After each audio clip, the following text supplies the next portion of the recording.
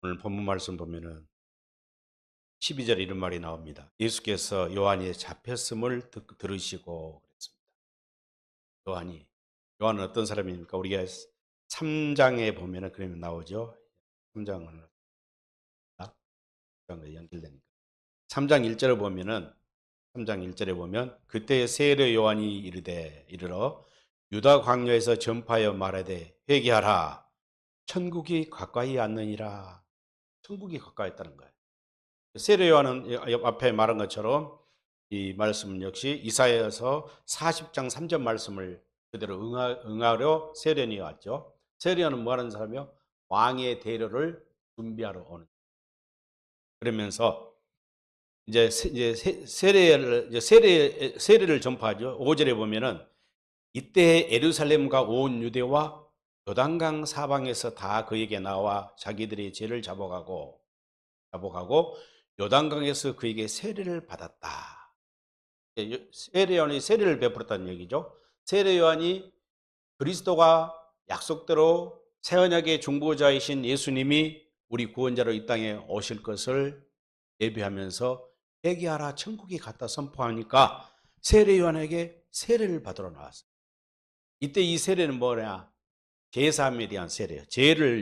죄를 용서받기 위해서. 그렇다면은 그런데 뭐라겠어요? 7절에 보니까 세례 요한이 많은 바리새인과 사두개인들이 그랬어요. 바리새인들은 열심당원이죠. 바리새인은 부활의 신앙을 가지고 있는 사람들이고 사두개인들은 부활을 부정하는 사람들. 하여튼 이 사람들이 열심당원들 최고. 하여튼 충성하는 사람인데 이 사람들이 뭐라고 해요? 사두개인들이 세례 베푸는 대로 오는 것을 보고 이르되 독사의 자식들아. 독사들을 해. 나름대로 그것은 모세의 율법을 철저히 목숨처럼 생명처럼 지키고 이 율법의 의로 자기들이 구원받는다고 자부하던 이 바리새인과 사두개인을 향하여 독사의 새끼들. 아주 엄청난 욕을 하는 거죠.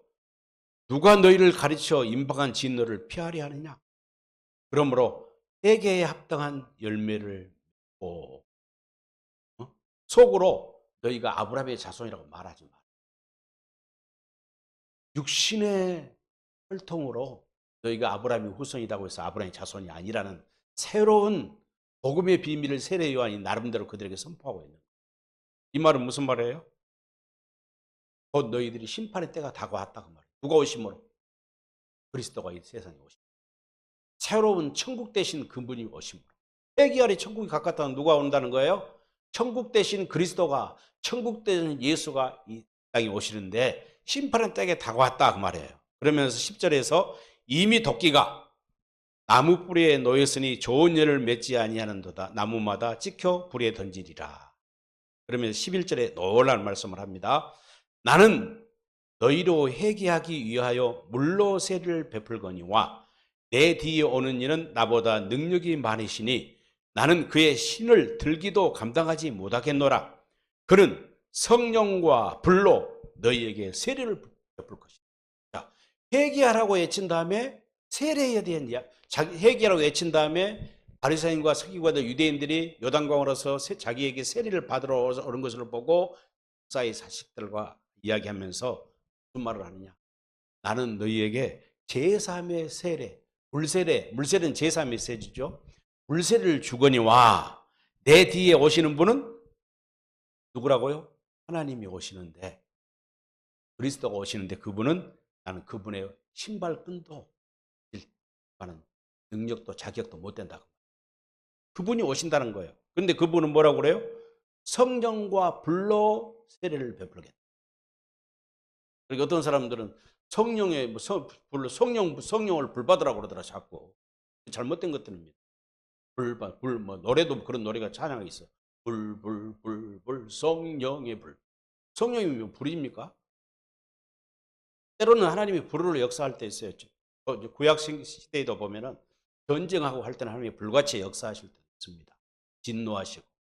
성령은 그런 하나님. 그걸 잘못 오해한 거예요. 여기서 성령으로 세례를 받는다 이 말은 성령 세례란 말은 무슨 말일까요? 할례를 받는다는 말이에요.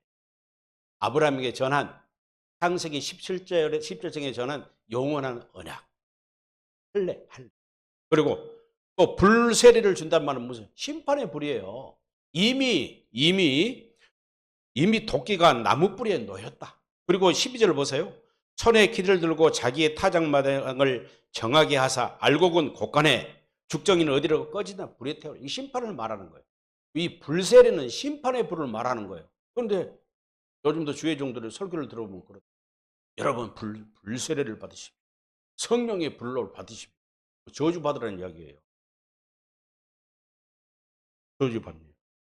그런데 예수님이 똑같은 이야기를 하시거든요. 그리고 예수님이 어디요? 세례 요한이 잡혔다는 소식을 듣고 이제 세례는 순교를 하잖아요.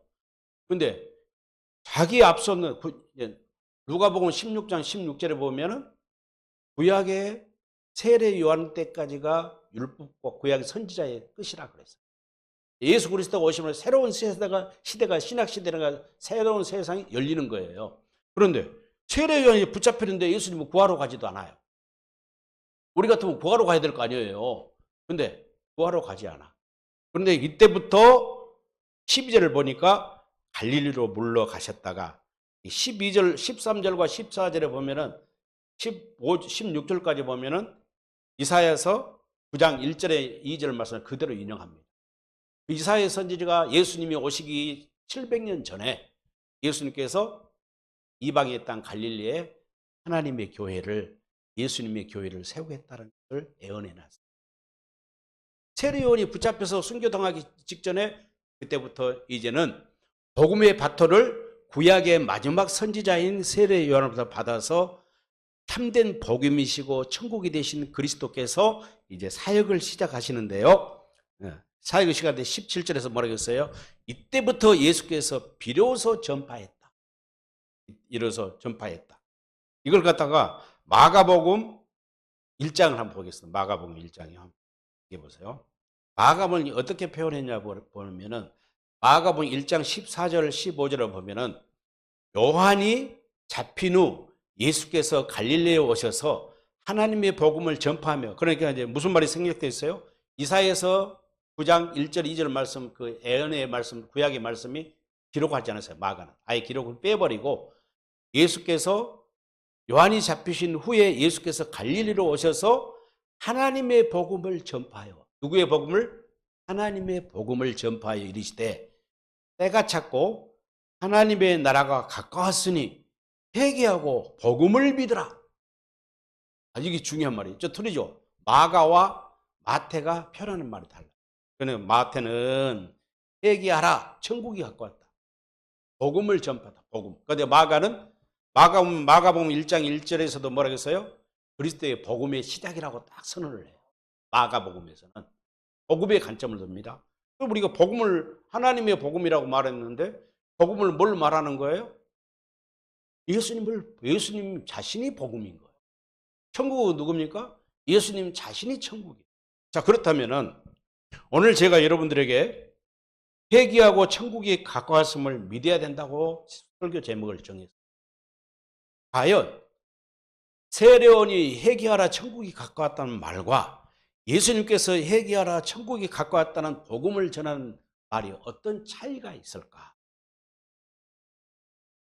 이것을 저는 설교 들어본 적이 별로 없어요. 저도 대충은 알았지만 확실히 몰랐는데 이 말씀을 내가 읽다가 하나님께서 기름 부음을 주셔서 알게 됐어요. 중요한 것이고 너무나 중요해요. 자, 회개를 어쩔 때 회개하라고 그럽니까? 우리가 회개하라 그러면 보통 어떤 때 회개를 해요?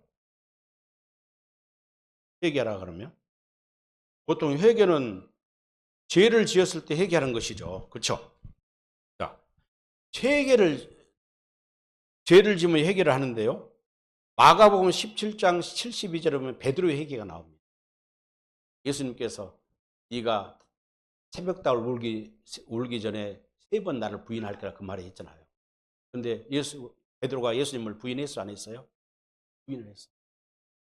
예수를 모른다고 부인하고 나니까 새벽에 닭이 꼭요 하고 우는 거예요. 그때 베드로가 어떻게 했습니까? 마가복음 14장 71절, 마태복음 26장 75절에 보면 심히 통곡했다. 그 다음에 또 회개한 사람 가룟 유다가 있죠. 가룟 유다.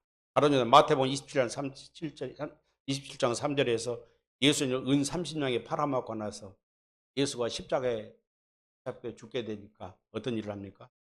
여기 보니까 가룟유다가 후회를 했는데요. 후회를 했는데 스스로 뉘우쳐란 말이 나와요. 스스로 뉘우쳐. 스스로 뉘우쳤어. 가룟유다. 그러니까 가룟유다는 인간의 생각과 마음으로 자기의 선생 되신 예수님을 은 30에 팔아먹고 예수가 십자가에 죽게 된 것을 스스로 뉘우쳤어. 이건 회개라고 볼 수.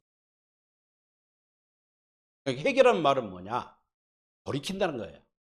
하나님을 뒤로 하고 하나님을 등졌던 것을 다시 하나님을 향하여 하나님의 얼굴을 구하고 그분을 향한다. 이거 회개, 돌이킨단 말이에요. 회개란 말은. 그러니까 베드로는 심히 통곡하여 했다. 이 말은 회개했다. 회개예요, 회개. 돌이키는 거예요, 다시. 그래서 하나님 앞에. 그래 가룟유다는 뭐예요? 스스로 뉘우친 거예요. 그러니까 베드로의 마음은 누가 주신 마음이에요? 주님이 주신 마음.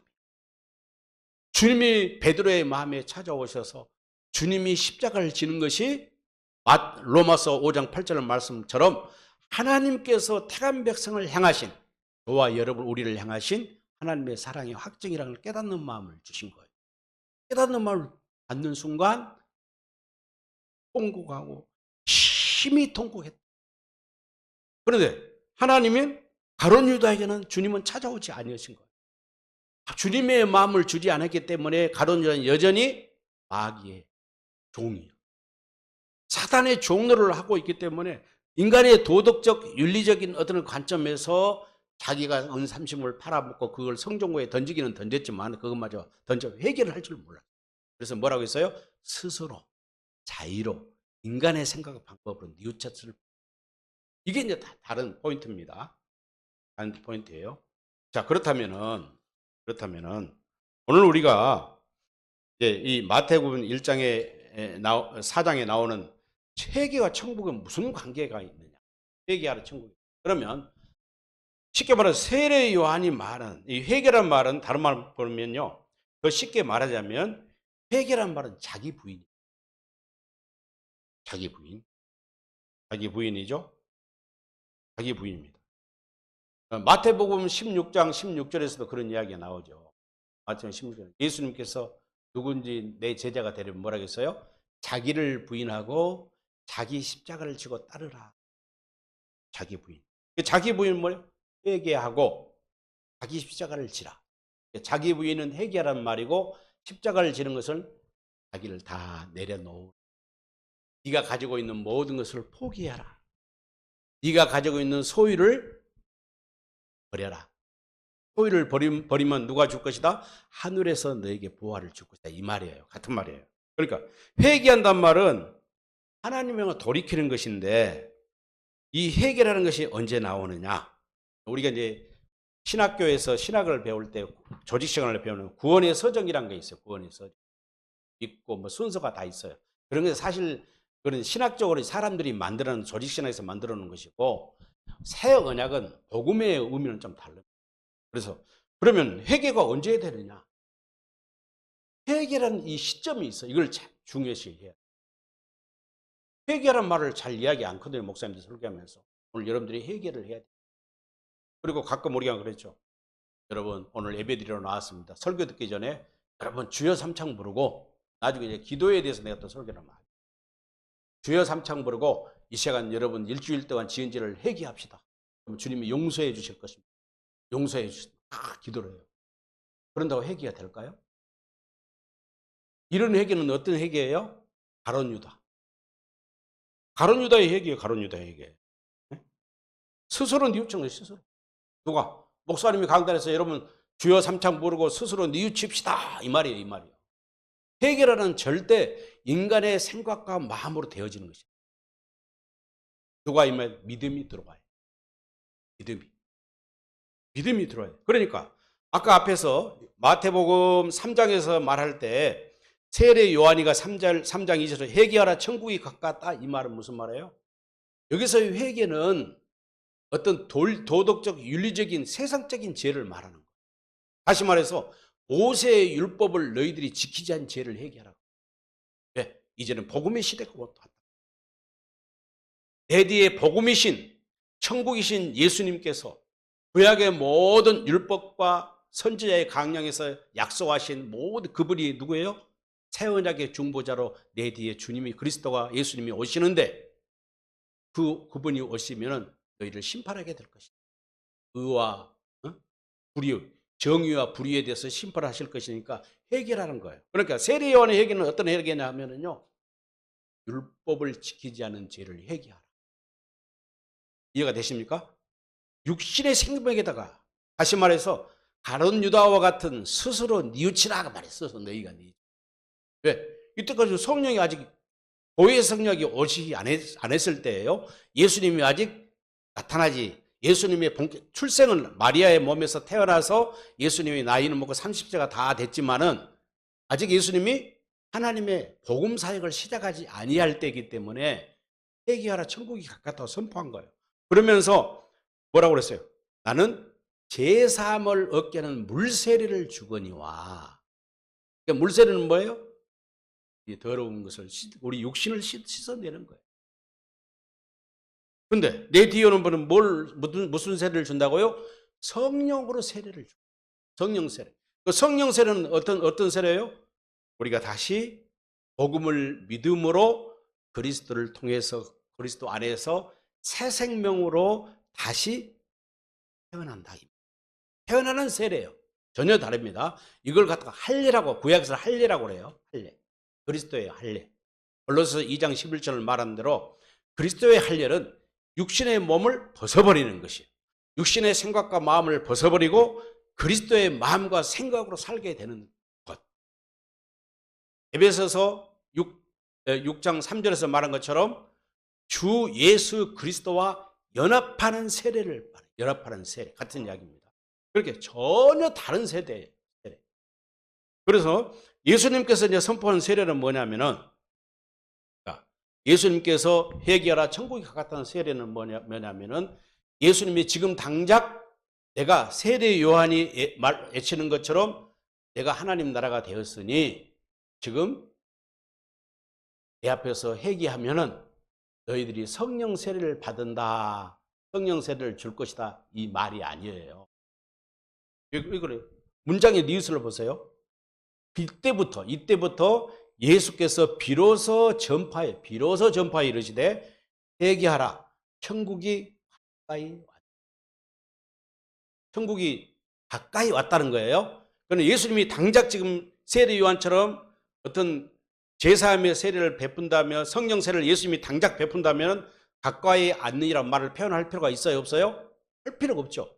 내가 지금 너희에게 성령 세례를 줄 것이다. 내가 성령과 불로 세례를 베풀 것이니까 해결하라 그랬을 거예요. 그럼 뭐래요? 가까이 왔느니라는 미래형이에요.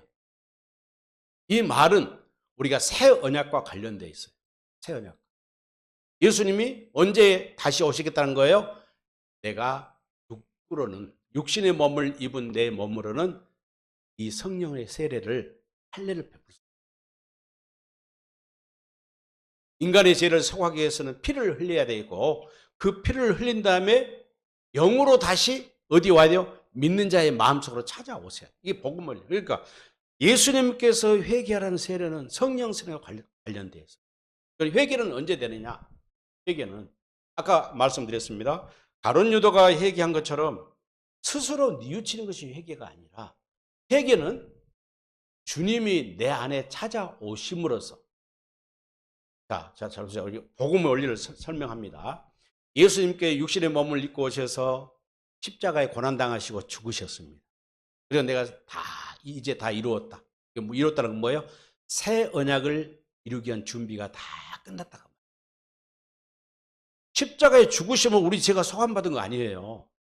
히브리서에 분명히 우리 죄는 십자가에 피 흘려 죽는 성은 우리가 죄사함을 받는 것이 아니라 예수님이 십자가에 죽으시고 무덤에 음부에 내려가 3일 동안 죽음을 경험하신 다음에 죄와 사망을 이기시고 성령을 힘입어서 하나님의 은혜로 부활하시고 하늘에 승천하셔서 하늘 성소에다가 하나님의 보호자 시은소에다가 자신의 그 거룩한 영원한 붉은 피를 뿌리신 거예요.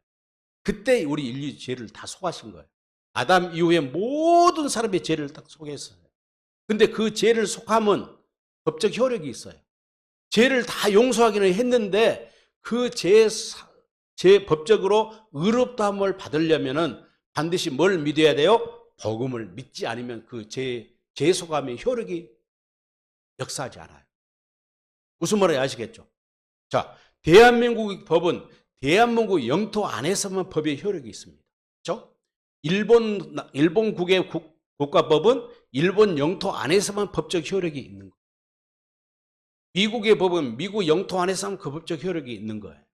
하나님 나라의 법은 곧 하나님의 그리스도의 법이요 하나님의 법이요 복음이기 때문에 하나님 나라에서만 그 법이 통용이 되는 거예요. 효력이 있는 거예요. 그러니까 예수님이 아무리 십자가에 고난당하시고 죽으시고 승천하셔서 하늘 성소에 피를 뿌려서 인류의 죄를 다 속였다 할지라도 회개하지 아니하면 구원이 있다 없다? 없다는 말이에요. 그럼 회개의 시점이 뭐냐? 그래서 예수님이 뭐예요? 죄를 속하신 다음에 하나님 보좌의 우편에 앉으셨습니다. 앉으시고 요한복음 14장 16절에서 약속하신 것처럼 다른 보혜사를 내가 너희에게 보내서 세상 끝날까지 함께 하실 것이다. 요한복음 14장 16절 한번 보겠습니다. 읽어드릴게요.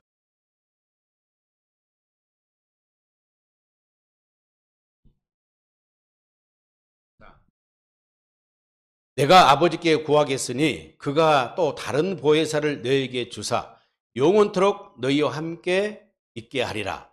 그는 진리의 영이라 세상은 능히 받지 못하나. 잘 보세요. 세상 사람 받는다 능히 못 받는다고 했잖아요. 이는 그를 보지도 못하고 알지도 못할 것이다. 그러나 너희는 그 말이에요. 너희는 누굽니까? 당시에 예수님이 제자 택함받은 사람을 말하는 거예요. 깨닫는 마음을 허락하신 사람들이에요. 너희는 그를 안 하니. 예수님이 보혜사 성령으로 보내주시고 그리스도가 성령으로 그리스도의 영으로 우리 안에 믿는 자들의 마음속에 택한 자의 마음 찾아오신다고 말해요. 그런데 세상 사람들은 택함받지 않은 사람들은 아무리 가르쳐주고 뭐 강연을 하고 뭐 집회를 하고 세미나를 해도 알아요? 몰라요? 모른다는 거예요. 받지도 못하고 보지도 못하고 알지도 못해요. 받는다, 뭐 본다, 안다, 믿는다는 같은 말이에요. 같은 말이죠. 그러나 너희는 그를 안 하니 그는 너희와 함께 거하시며 또 너희 속에 계십니다. 할렐루야. 우리 속에 오신다 그 말이에요. 우리 속에. 그걸 믿어야 돼요. 요한일서 4장 2절, 3절, 5절에서 진리의 영은 성령 하나님은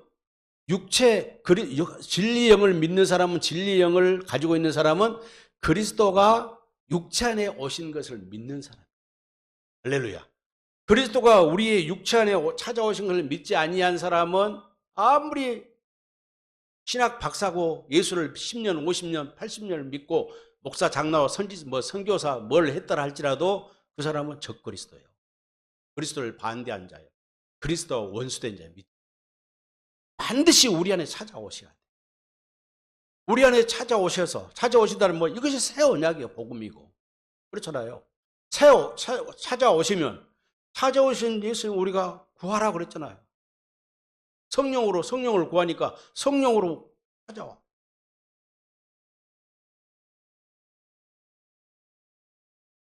그럼 주님이 찾아오시면 우리가 어떻게 돼요? 그분을 믿게 되는 거예요. 믿게 되는 거예요. 이분이 하나님이시구나. 이분이 새 언약의 중보자가 되시구나. 이분이 우리의 머리가 되시구나. 우리의 왕이 되시구나. 이분이 천국이구나. 보고 믿으면은 우리에게 어떻게 해요? 세례를 베푸신다니까. 할례를. 인침받아, 인침. 고린도서 2장 5절 말씀 인침, 도장을, 낙인을 딱 찍어줘. 너는 내 것이다. 하나님의 것이다. 아까 에스겔서 36절에 그랬잖아요. 그래서 내가 기도할 때 예배 시작하면서 공독했던 말씀. 맑은 물을 뿌려서 우리에게 새 영을 주시어서 우리가 깨끗한 영혼을 주시어서 돌같이 굳어있는 마음을, 부드러운 마음을 주셔서 하나님을 알게 하시겠다. 그러니까 할례를 받아서 하나님을 알게 하시니까 어떻게 돼요? 그때 세례가 이루어지는 거예요. 자, 보세요. 믿고 할례를 받으니까 회개의 영이 그대로. 회개가 뭔지 아니면 이게 동시에 나타납니다. 내가 순서로 말하려면 믿고 할례를 받으니까 회개가 나는 이 동시에 되죠. 그러니까 믿음이란 것은 뭡니까? 내가 설교할 때마다 늘 강조해요. 믿음이란 것을 몰라요. 믿음이 예수님이 믿음이에요. 복음이 믿음, 복음 그 자체가 믿음입니다. 할렐루야. 어? 그렇잖아요. 제가 이제 히브리서 11장 믿음이라는 건 보는 것들의 증거에 보지 않는 것들의 뭐 증거니라고 그 이야기 그것도 설교를 한 말. 그래서 히브리서 12장 2절에 보면 그랬잖아요. 그리스도는 복음의 창시자요 완성자이니. 1절에서 우리가 무거운 것을 다 벌써 던져버리고 복음의 창시자요 완성자인 그리스도를 바라보자 그랬어요. 이게 믿음이에요. 그게 그리스도를 믿지 않으면 그 사람이 믿음이 있다 없다? 없다는 거예요. 예수의 이름을 믿어야만이 그 믿음의 효과가 나타나요. 우리가 사도행전에 보면은 사도행전 3장에 보면 그 말은 성전 미문에서 40년 된 사람이 나면서부터 걷지 못한 사람이 성전 미문에 성전에 들어가지도 못해. 왜? 이게 장애가 있는 사람이니까 성전에 들어올 수 없는 거예요. 그 율법으로는 차별받는 거예요. 그럼 오늘날 복음은 장애인 차별이 있어요, 없어요? 그건 안 되죠. 율법은 차별했어. 너는 병신이니까 못 들어와. 너는 돈 없으니까 못 들어와. 너는 이방인이니까 성전 안에 못 들어와. 차별하는 신앙의 차별을 두었다는 거예요. 근데 베드로를 보는 제자들이 딱 성전에 들어가려고 하는데 이문에 앉았으면 구걸을 하는 거예요. 베드로가 딱 쳐다보면서 뭐라고 해요? 그 사람은 베드로가 쳐다보니까 내게 동량을 주려고 돈 몇 푼 주려고 한가 보다 기대를 했는데 뭐라고 하냐? 내게 가진 것은 아무것도. 예, 베드로를 이미 다 버려버렸잖아요. 회개를 해버렸잖아요. 건물도 버리고 부모 처자식도 다 버렸어. 누구를 따르기 위해서? 예수를. 내게 있는 것을 내게 너에게 주는. 내게 있는 건 뭐예요? 곧 나사렛 예수 이름으로 일어나 걸어라. 일어나 걸어라. 그렇죠. 그러니까 그래서 사도행전 3장 16절에 보면 있어요. 그 이름을 믿음으로 이 사람이 성하게 돼요. 이렇게 나중에 증거를 해요. 누가? 40년 동안 걷지 못한 성전에 앉아서 꼴하고 있었는데 그가 베드로가 예수 이름을 주니까 그 이름을 어떻게 했다고요? 그래서 받아들였어. 어떤 예수를? 부활하신 그리스도, 영으로 오신 그리스도를 받아들인 거예요. 그러니까 어떻게 했어요? 성하게 되었더라. 그래서 사도행전 3장 19절에 뭐라고 하냐? 베드로가 그 말을 듣고 있는 사람이 회개하고 돌이켜 너희도 죄 없이 함을 받아. 그러면 너에게 유쾌한 날이 올 것이다. 너에게 행복한 날이 올 것이다. 예수님이 우리 안에 찾아오시면 우리가 믿어. 예. 아무나 믿는 거예요. 아까 요한복음 14장에서 이야기했잖아요. 아무나 믿는 거 아니에요. 택함 받은 자만 믿게 돼. 택함 받지 못한 자는 예수님이 문을 들이고 문 밖에서 너에게 들어갔다고 마음을 열어라 해도 보지도 못하고 듣지 못하고 깨닫지 못해. 그러나 그리스도의 제자된 저와 여러분들은 주님이 찾아오시면 어떻게 돼요? 영접할 수 있어요. 받아들이는 거예요. 그분을 믿는 거예요. 이분이 새 언약의 중보. 이분이 나를 찾아오셔서 이제 아브라함과 이삭과 야곱에게 양육했던 새 언약, 두 번째 언약을 내게 이루어 주시려고 오시는 거라 믿어. 그럼 그분이 딱 성령 세례를 베푸. 성령 세례를 베푸시니까 뭘 어떻게 돼요? 예레미야서 31장 31절 우리가 새 언약을 잘 알잖아요. 예레미야 31장.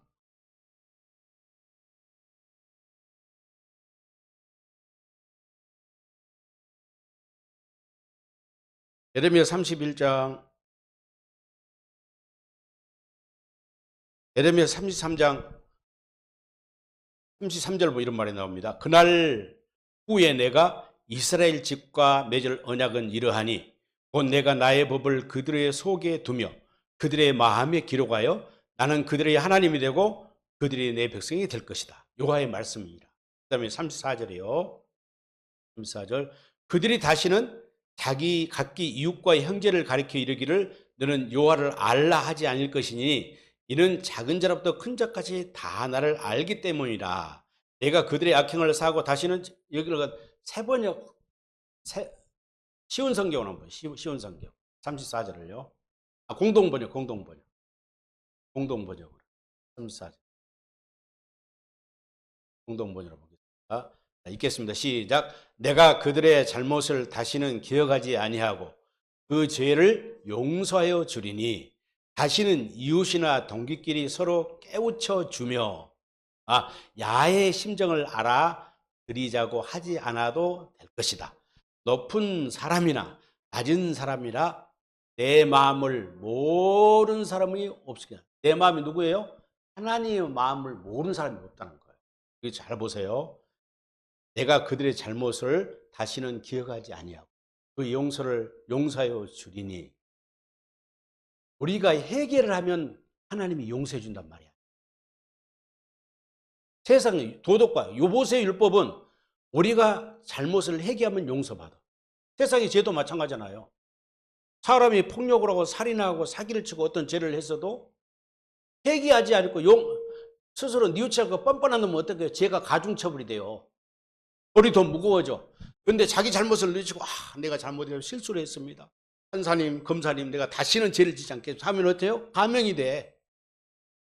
그렇죠. 근데 영어로 씌인 죄, 영적인 죄는 하나님이 먼저 잘못을 해야 돼. 믿음으로 예수의 이름을 알고 그 예수님이 찾아온 것을 믿음으로 받아들이면 우리에게 먼저 할례를 베풀어 주세요. 할례를 베푸니까 높은 사람이나 낮은 사람이나 하나님 마음을 모르는 사람이 없으리라 이 말이에요. 그러니까 하나님의 마음을 알게 되니까 요한복음 14장 또 한번 보겠습니다. 같은 말입니다. 요한복음 14장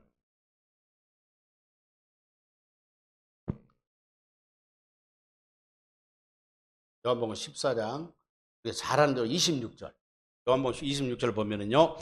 보혜사 곧 아버지께서 내 이름으로 보내실 성령 그가 너에게 모든 것을 가르치고 내가 너에게 말한 모든 것을 생각나게 하리라. 그렇죠? 생각나게 하리라. 그 다음에 요한복음 16절 안 찾아도 됩니다. 16장 13절에 보면 이런 말이 또 나옵니다. 요한복음 16장 13절을 보면 그러나 진리의 성령이 오시면 그가 너희를 모든 진리 가운데로 인도하시리라. 진리 가운데로 인도한다는 거예요. 그러니까 사도 바울이 갈라디아 성도들에게 갈라디 3장 1절에서 그런 말을 해요. 갈라디아 사람들아, 너희의 눈에는 그리스도께서 십자가에 못 박힌 것이 보이지 않느냐. 그 말은 무슨 말이에요? 육의 눈으로 보란 말이 아니에요.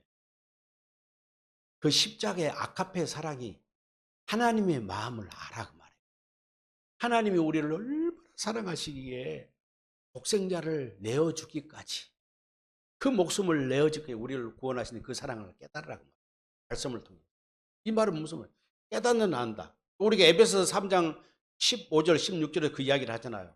하나님을 너희 믿음을 그리스도에게 뿌리를 내려서 하나님의 사랑의 크기와 넓이와 높이를 깨달아 알아.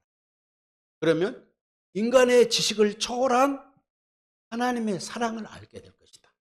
하나님의 사랑을 안다는 말은 하나님의 마음이 얼마나 자비롭고 얼마나 위대한 마음인지를 알게 될 것이다. 네. 할례를 받는 순간 하나님의 마음을 알게 돼. 마음을 주시기니까 새 언약에서 마음을 주시니까 그리스도의 할례를 받은 순간 육신의 생각과 마음을 딱 제거해버리고 주님이 그리스도의 마음과 생각을 주어버리니까 우리가 새 사람으로 다시 리크리에이션, 재창조가 돼. 새 사람으로. 새 생명으로 거듭난다 이 말이에요. 그래서 회개라는 것은 하나님의 은혜이지 회개는 하나님이지 의견이지 우리의 어떤 노력이나 우리의 열심이 될 수 없다 그 말이에요. 우리가 그 잘 아는 대로 시편 51편인가?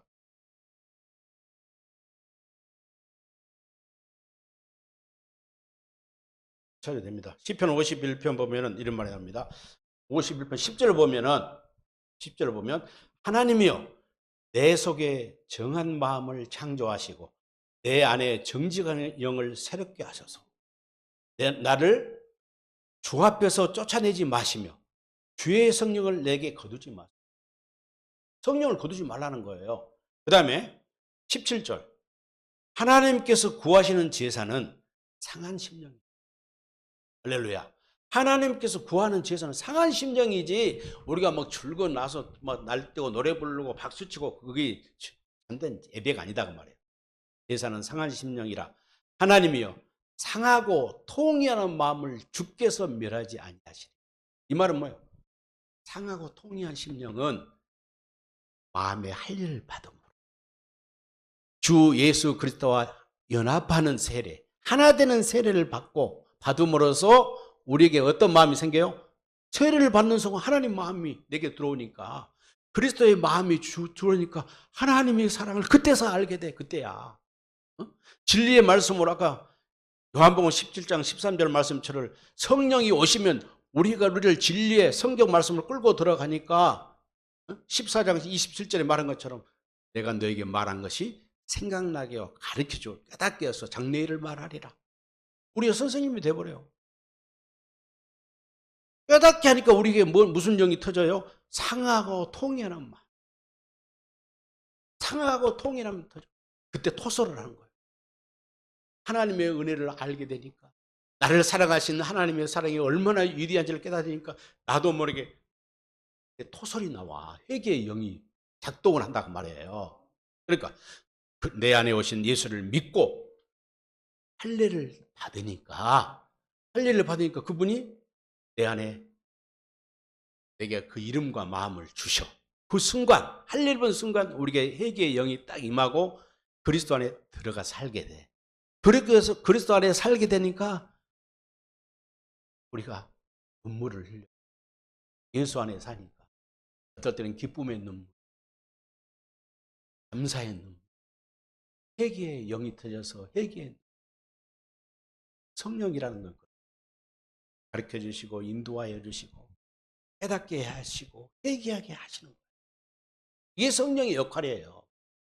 그러니까 예수님께서 본문으로 다시 갑니다. 예수님께서 회개하라 천국이 가까이 왔느니라 이 말씀은 가까이 왔느니라 이 말씀은 당장 예수님이 당시의 시대를 말한 것이 아니라 새 언약의 중보자로 십자가에 죽으시고 부활해서 하늘에 올라가셔서 성령으로 다시 오실 그때를 이야기해요. 오늘을 이야기하는 거예요. 그래서 오늘날 우리는 무슨 시대라고 그래요? 성령 시대, 교회 시대라고 오늘날 말해요. 이 종말의 때를, 이 시대를 말하는 거예요. 이 시대.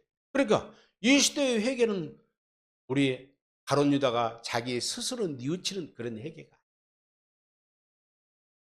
예수님의 마음을 받고 예수님의 그 심정을 알고 나서 베드로가 심히 통곡했던 그 토속 회개. 영은 인간의 어떤 생각과 마음으로 되어지는 것이 아니라 하나님의 은혜로만 회개한다는 거예요. 그러니까 우리는 어떻게 해야 돼요?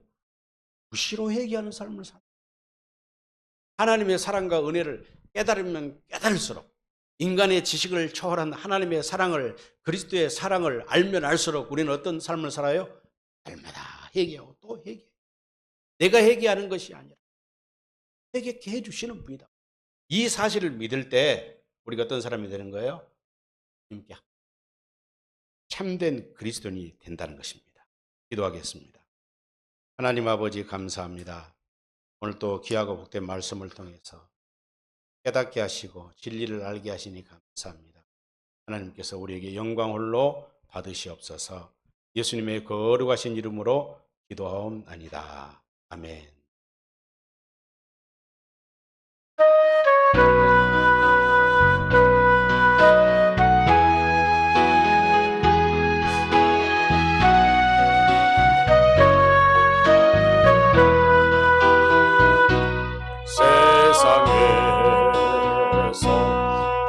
방황할 때 나 주님을 몰랐네. 내 맘대로 고집하며 온갖 죄를 저질렀네. 예수여 이제인도 용서받을 수 있나요? 원래만도 못한 내가 용서받을 수 있나요? 많은 사람 찾아와서 나의 친구가 되어도 병든 몸과 상한 마음 위로받지 못했다오. 예수여 이제는 불쌍히 여겨 주소서. 의지할 것 없는 힘을 위로받기 원합니다. 이제 이내 애통함을 예수께서 들으셨네. 못자국난 사랑의 손 나를 어루만지셨네. 내 주여 이제이니 다시 눈물을 흘립니다. 오내 주여 나 이제는 아무 걱정 없어요. 내 모든 죄 무거운 짐 이젠 모두 다 벗었네. 우리 주님 예수께서 나와 함께 하신다오. 내 주여 이제이니 무한 감사드립니다. 나의 몸과 영혼까지 주를 위해 바칩니다. 주를 위해 바칩니다.